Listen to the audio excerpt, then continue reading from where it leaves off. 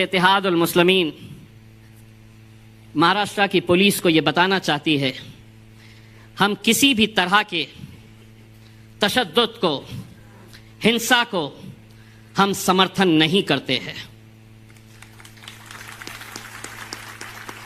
लेकिन इस मुल्क के अंदर डॉक्टर बाबा साहब अंबेडकर के संविधान ने यह इख्तियार दिया है मुझे, जो इख्तियार उद्धव ठाकरे साहब को दिया गया है, अजीत पवार साहब को दिया गया है, वही इख्तियार इम्तियाज जलील को भी दिया गया है, असदुद्दीन अवैसी साहब को भी दिया गया है। कानून दो अलग अलग कैसे हो सकते हैं कि तुम्हारे लिए अलग कानून, मेरे लिए अलग कानून? यार बाप, मेरे बाप का भी नाम लिया।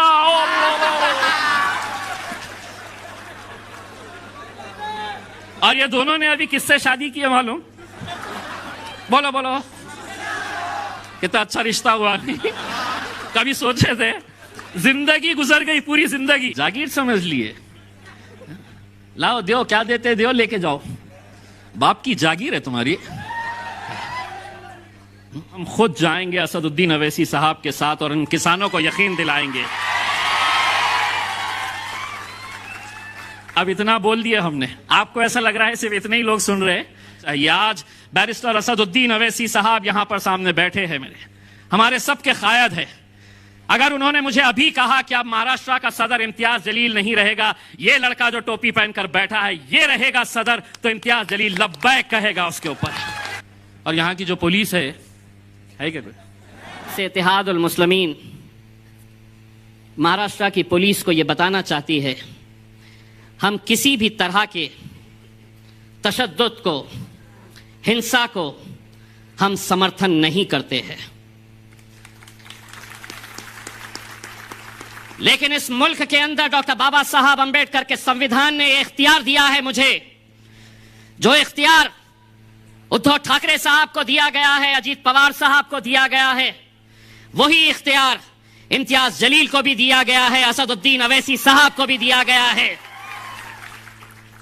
कानून दो अलग अलग कैसे हो सकते हैं कि तुम्हारे लिए अलग कानून, मेरे लिए अलग कानून? यह कतई हम बर्दाश्त नहीं करेंगे। हम आ रहे हैं मुंबई, तो क्यों आ रहे हैं? 5% रिजर्वेशन 2014 में बॉम्बे हाईकोर्ट ने जब अलग अलग रिजर्वेशनों की बातें अदालत के सामने गई, मामला अदालत ने पूरा संजीदगी के साथ बारीकी से देखा, समझा, तब उसके बाद यह फैसला किया कि 5% रिजर्वेशन मुसलमानों को एजुकेशन के अंदर मिलना चाहिए। उस वक्त 2014 से 2019 के बीच हुकूमत में बैठे थे भारतीय जनता पार्टी और शिवसेना, ऑपोजिशन के अंदर थी कांग्रेस और राष्ट्रवादी कांग्रेस, समाजवादी पार्टी। मैं खुद वारिस पठान के साथ आमदार था, वहां पर इनके मंत्री खड़े रहते, कांग्रेस के, एनसीपी के, समाजवादी पार्टी के नेता खड़े रहते और देवेंद्र फडणवीस को कहते कि मुसलमानों को 2 रिजर्वेशन, तुम्हारी हुकूमत है तो मुसलमानों के साथ नाइंसाफी कर रहे हैं, मिलना चाहिए रिजर्वेशन। लोकसभा के अंदर राष्ट्रवादी कांग्रेस की member of parliament Supriya Sule हो या दूसरे मेंबर ऑफ पार्लियामेंट कांग्रेस के हो या एनसीपी के, अगर खड़े रहते हैं रिजर्वेशन के बारे में बात करने के लिए, तो महज मराठाओं के रिजर्वेशन के बारे में बात करते हैं। हम नहीं है मुखालिफ उनके, दीजिए आप जिसे देना है, धनगरों को दीजिए, मराठाओं को दीजिए, लेकिन मुसलमानों को तो अदालत ने कहा है। जब वो वहां पर भाषण कर रहे, सुनील तटकरे साहब एक एमपी है राष्ट्रवादी कांग्रेस के, उन्होंने तकरीर किए, आधे घंटे की तकरीर के अंदर मुसलमानों के रिजर्वेशन का जिक्र ही नहीं। भाषण जब खत्म हुआ तो वो जाने लगे। मैंने कहा कि भाई 1-2 मिनट रुकिए ना, तो बोले क्यों, मेरा हो गया। मैं बोला तुम्हारा हो गया, अब तुम्हारी धुलाई मैं करने वाला हूं, उसके लिए 2 मिनट बैठिए। तो मैं अपने भाषण में कहा कि अभी अभी हमारे मित्र ये भाषण दे रहे थे, सिर्फ एक की रिजर्वेशन के बारे में बात कर रहे थे, और इनका भाषण जब मैं सुन रहा था तो मुझे ये एहसास हो रहा था कि इनको देखकर तो गिरगिट भी शर्मा जाए कि ये रंग कितनी आसानी से बदलते हैं। विपक्ष में थे तो कैसी कैसी बातें करते थे, आज सत्ता में आ गए हैं तो हमारा जिक्र भी नहीं। हमारे है मुंबई तुमसे मांगने के लिए, हमारे है मुंबई वक्फ की जमीनों के तहफ्फुज के लिए। 93,000 एकड़ जमीनें पूरे महाराष्ट्र के अंदर वक्फ की है। फारूक शाब्दी साहब ने मुझे शोलापुर के ताल्लुक से कई जमीनों की जानकारी दी है। फारूक भाई, मुझे यह बताते हुए खुशी हो रही है 6 महीने के अंदर 8 FIR रजिस्टर हुए हैं। शोलापुर का भी FIR रजिस्टर करवाऊंगा अगर किसी ने वक्फ की जमीन को हथियाया है तो। जागीर समझ लिए, लाओ दो, क्या देते दो, लेके जाओ, बाप की जागीर है तुम्हारी। 8 FIR रजिस्टर हो चुके हैं और इंशाल्लाह आगे भी हम करते रहेंगे।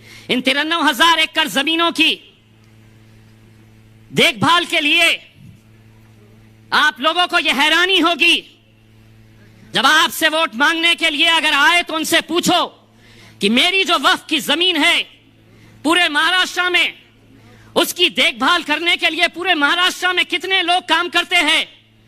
महज 24 लोग। 24। इसका मतलब साफ है, हुकूमतें किसी की भी हो, ये वक्फ की जमीनें हम मुसलमानों से लेके रहेंगे, अपने बेटे को देंगे, अपने भांजे को देंगे, अपने भाई को देंगे। आज कितने ऐसे शहरों के अंदर बड़े बड़े धन्ना सेठों ने बड़े बड़े कॉम्प्लेक्सेस बना लिए हैं और उस कॉम्प्लेक्स के सामने मुसलमान एक पंचर की दुकान डाल के बैठा हुआ है, चाय बनाने की दुकान डाल के बैठा हुआ है। अगर वो जमीनें हमें वापस मिल जाती है, हम उसके ऊपर स्कूल खोलेंगे, कॉलेजेस खोलेंगे, हमारी बहनों के लिए हम हॉस्टल्स खोलेंगे। ये जमीनें हम इंशाल्लाह लेके रहेंगे, तुम्हारे अच्छों से भी हम लेके रहेंगे।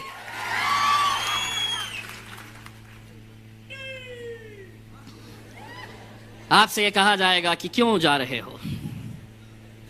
दोस्तों, मैं एक बात कहना चाहता हूं। मैंने ये कहा था कि मेरे सामने बैठे शेरों, तो एक साहब सही समझ लिए शेर है करके आवाजें शेरों के जैसी निकाल रहे हैं। तो मैंने ये बात कही है कि हम लोग 11 दिसंबर को इंशाल्लाह गाड़ियों के काफिलों के साथ हम मुंबई में जाएंगे और वहां पर पूरा अमन तरीके से, शांतिपूर्ण तरीके से हम जाकर हमारे जो सवाल है वो सवाल हम उठाएंगे। हम पूछेंगे जो सरकार में बैठे हैं कि आप हमारे वक्फ की जमीनों के ताल्लुक से क्या फैसला करने वाले हैं, आप हमारे 5% रिजर्वेशन के बारे में क्या करने वाले हैं। और एक बात मैं यहां पर तमाम मुहिब्बान मजलिस को कहना चाहता हूं, यह हमारा कोई सियासी मुद्दा नहीं है। हम मुंबई जा रहे तो इसलिए नहीं कि पूरे मजलिस वाले जा रहे। हम आपसे यह अपील करेंगे कि मुसलमान चाहे कांग्रेस का हो, चाहे राष्ट्रवादी कांग्रेस का हो, चाहे सेना के अंदर हो या समाजवादी पार्टी के अंदर हो, आप लोग जाओ और उसको भी दावत दो और उसको ये कहो कि इलेक्शन के वक्त तुझे जिसका मफलर डालना है गले में डाल, जिसका झंडा पकड़ना है पकड़, लेकिन हम मुंबई अगर जाएंगे तो मजलिसी या कांग्रेसी या राष्ट्रवादी बोलकर नहीं जाएंगे। हम वहां पर इकट्ठा होंगे तो मुसलमान बोलकर इकट्ठा होंगे और मुसलमान बोलकर जाएंगे। दोस्तों, ये चीज जब तक हम नहीं करेंगे, आज अगर किसानों का बिल वापस लिया गया है, किसानों का बिल अगर आज वापस लिए है इस मुल्क के वजीर आजम ने, तो उसकी वजह यह है कि किसानों की एकजुटती, उन्होंने अपनी ताकत दिखाए, इसीलिए यह मुमकिन हुआ। एक धक्का तो हमको भी लगाना है मेरे भाइयों, एक धक्का हमको भी लगाना है। हो सकता है कि कोई किसी वजह से आ नहीं सकता है, लेकिन अगर नहीं आ रहा है तो उसकी जिम्मेदारी है, कोई पैसे वाला है तो उसकी जिम्मेदारी है कि मेरे ये 4 बच्चे गरीब हैं, इनको बंबई पहुंचाने की जिम्मेदारी मैं लेता हूं, मैं नहीं आ सकता हूं तो मेरी तरफ से ये बच्चे जाएंगे। अपनी जान अपना माल जब लगाएंगे, एक ताकत बनकर खड़े रहेंगे।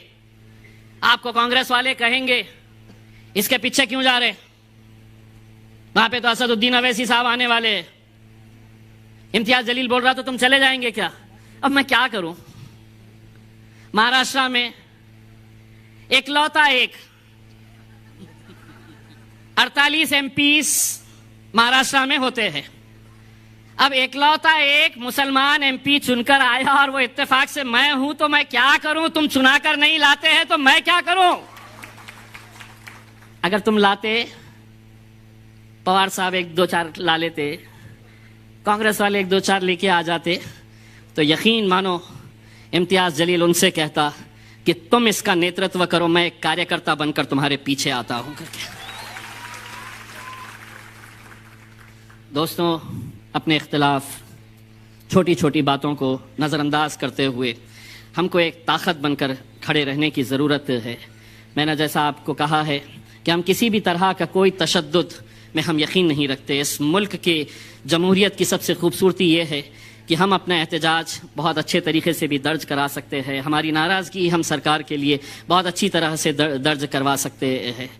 हम जो अमरावती में, नांदेड़ में, मालेगांव के अंदर जो हुआ है, हम यकीनन उसकी मजम्मत करते हैं। कोई मज़हब ये नहीं सिखाता है, और ख़ुसूसन मुसलमानों का हमारा जो मज़हब है वो क़तई इस बात की इजाज़त नहीं देता है कि हम किसी बेकसूर के ऊपर हमला करें।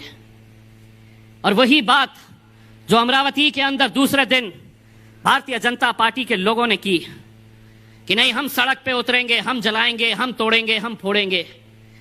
मैं उनको ये बताना चाहता हूं, इस मुल्क की संस्कृति ये नहीं कहती है। इस मुल्क के अंदर कानून है, कायदे है, उसके हिसाब से हम सबको चलने की ज़रूरत है। मैं आप लोगों से इतनी इल्तिजा करना चाहूँगा। फारूक शाब्दी की एक बहुत अच्छी बात मुझे पसंद आई। उन्होंने कहा कि बहुत सारे ख्वाहिशमंद हैं। यकीनन फारूक भाई, बहुत सारे ख्वाहिशमंद उसी पार्टी के अंदर होते हैं जिसमें उन्हें कामयाबी नजर आती है।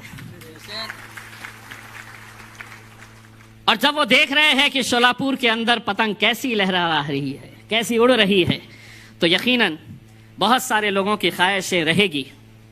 लेकिन हम अगर मजलिस से मोहब्बत करते हैं तो हम ओहदों से मोहब्बत नहीं करना चाहिए, हम अपने पोस्ट से मोहब्बत नहीं करना चाहिए। आज बैरिस्टर असदुद्दीन अवैसी साहब यहां पर सामने बैठे हैं, हमारे सबके कायद है। अगर उन्होंने मुझे अभी कहा कि अब महाराष्ट्र का सदर इम्तियाज जलील नहीं रहेगा, ये लड़का जो टोपी पहनकर बैठा है ये रहेगा सदर, तो इम्तियाज जलील लब्बैक कहेगा उसके ऊपर।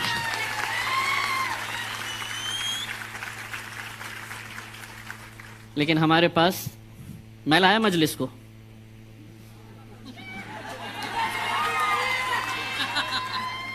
मेरी वजह से चलती, मैं देखता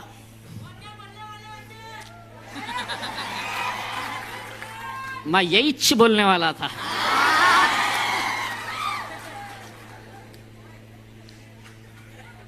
औरंगाबाद से टिकट ले ले बेटा, तू औरंगाबाद से आ जा।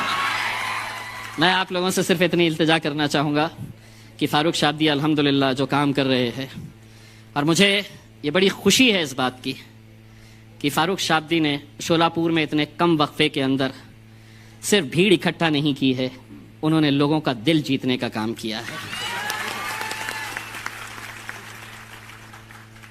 जाते जाते सिर्फ इतना कहूँगा, सुना है कांग्रेस वालों ने शोलापुर में भी जश्न मनाया कि किसानों का बिल वापस ले लिया है।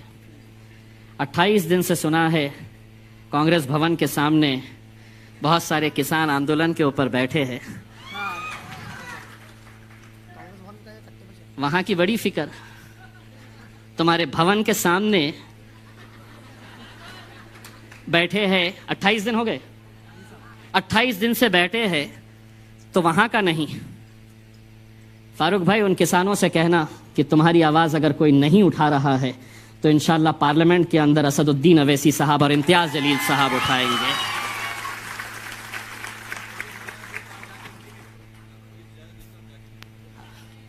और यहाँ की जो पुलिस है क्या कोई?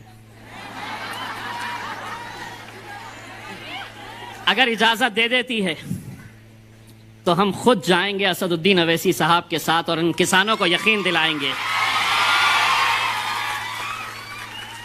अब इतना बोल दिया हमने। आपको ऐसा लग रहा है सिर्फ इतने ही लोग सुन रहे हैं? कांग्रेस भवन में हर एक के हाथ में मोबाइल है, सुन रहे कि हमारी कैसी बजाने के लिए आए हैं। राष्ट्रवादी वालों की पूरी हो गई। अरे बाप, मेरे बाप का भी नाम लिया।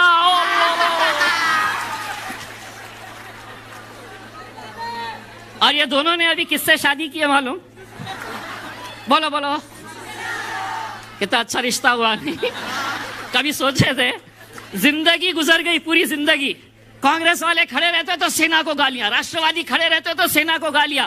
सेना का वजूद ही इस वजह से हुआ कि नहीं, कांग्रेस और राष्ट्रवादी को खत्म करना है। सत्ता की लालच कैसे होती है? रिक्शा चला रहे 3 पहियों का। अभी